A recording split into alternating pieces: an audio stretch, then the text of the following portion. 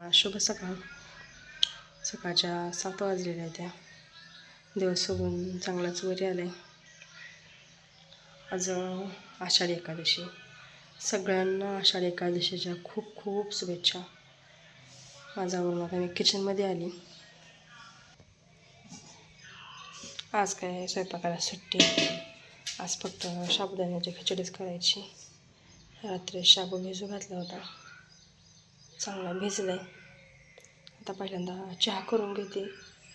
चहा पिऊन मग शाबूच्या तयारीला लागते, कारण भरपूर शाबू आहे. सगळ्यांचाच उपवास आहे घरातल्या. मग जरा टाईम लागतो. शेंगदाणा भाजायचं, कुटायचं, हिरवी मिरची कुटायची. चहा ठेवलाय. दूध काय नाही आमच्यात आता, त्यामुळं रोज कोरा चहा असतो. चहा शिजतोय तोपर्यंत देवपूजा करून घेते. इकडं शाबू करून झालाय. हिरवी मिरची अशी खोडून शाबू केलाय. निम्माच केलाय शाबू. आता निम्मा शाबू हिरवी मिरची बारीक कुटून करायचा. 12 वाजले ते. आता सकाळची घरचे सगळे कामं आवरली ती. बराच वेळ झाला आवरलेली आहे ती. आता आम्ही सगळी निघालोय करमुदासला. आषाढी एकादशीला करमुदासची यात्रा असते, तिकडेच निघालोय. सगळ्यांचं आवरून झाले. आलो आता आम्ही करमुदासच्या मंदिरापाशी. मंदिर भरपूर लांब आहे, पण आता इथनं चालत जावं लागते, कारण गाड्या जात नाही. त्या भरपूर गर्दी झालेली आहे. पोरं आता इथं गण लावायला लागली ती. त्याला लावर बारक्याला आधी.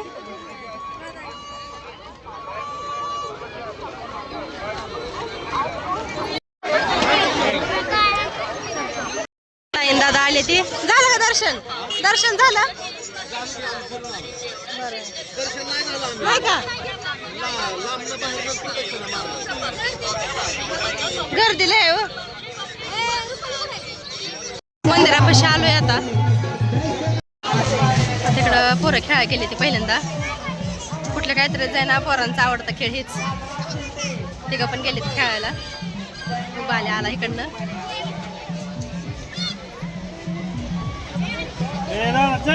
खेळा पटापट खेळा. मध्ये आलोय आता देवाचं दर्शन घ्यायला.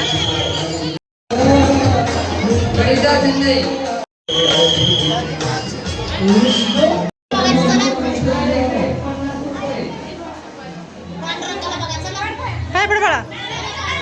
आलो आता मंदिरामध्ये दर्शन घ्यायला. चला चला आलो आता.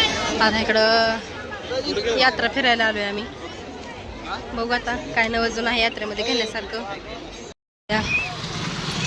आणि मंदिरापासून बरंच लांब आले. देवाचं दर्शन झालं छान. यात्रा काय एवढी फिरता आली नाही आम्हाला, पोरसंग असल्यामुळं, कारण गर्दी भरपूर होती. आणि आता निघालोय घराकडं. चालतच निघालो आम्ही दोघीजणी. भाऊजी आम्हाला सोडून गेलतं, आता न्यायला येतेलं, पण त्यांचं घरी काम चालू आहे. कांद्याचं रप टाकायचे आज, ते चार वडायला ते चालू आहे. त्यामुळे थोडा वेळ जातो चालत. येतेला पुढं न्यायला परत. भरपूर गर्दी आहे. मंदिरापासून बऱ्याच लांब इकडे गाड्या लावलेल्या आहेत. त्या आबळ आले भरपूर इकडं. आलो आता तिघीजणी आम्ही चालत चालत. राधा बरं वाटतं का चालायला? अजून बायला गेली गाडीवर. तर दत्त मंदिर आहे. दत्त मंदिरात पण आलोय. रस्त्यालाच आहे, जात म्हणलं देवाचं दर्शन घेऊन जावं.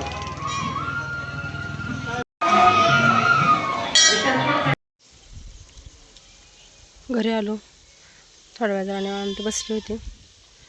आता आबाळ दिसलं भरपूर. म्हटलं आबाळ पाऊस यायच्या आधी गुरांचं वैरण पाणी बघून घ्यावं. त्यामुळे इकडे आले आता खाली रानात. गुरांना वैरण काढायला, शेळ्यांना पण काढायची वैरण. हाती आहेतच रानात. चला आता तोडून किती गिनिगून. आज काय ओसात गेलो नाही गवत काढायला, त्यामुळं ह्यातलंच काढून टाकते गवत.